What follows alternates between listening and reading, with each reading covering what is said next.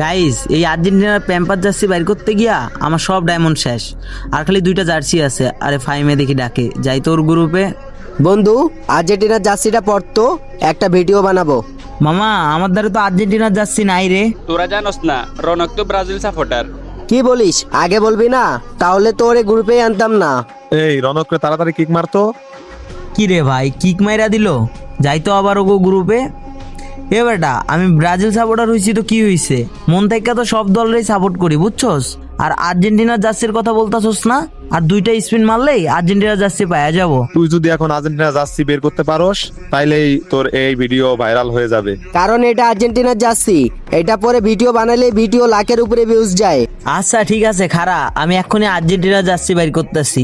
আর দেখবো নি কেমন ভিডিওতে ভিউজ পড়ে।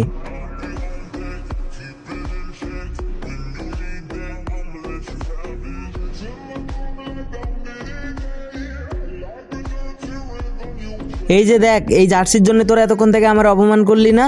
এই যে দেখ, ফাইনালি আর্জেন্টিনার জার্সি বের করে ফেললাম।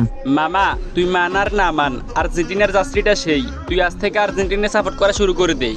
ওই কিরে, জার্সি বাইর করছি বললে কি এখন আর্জেন্টিনা সাপোর্ট করা লাগবে নাকি? আচ্ছা ফাইন, তুই আমার একটু গ্রুপটা দে তো, তোর একটা শায়রি শোনাবো। তোরা 36 বছর পর একটা বিশ্বকাপ জিততা লইতাছস অনেক ভাব। আবার দেখি ব্রাজিলের কাপের ওজন সহ্য করতে না পাইরা জার্মানির ডাকস বাপ। তোরা আর্জেন্টিনা সাপোর্টাররা কথায় কথায় মারো চাপা, তাই তো তোকে দলের নাম আফা।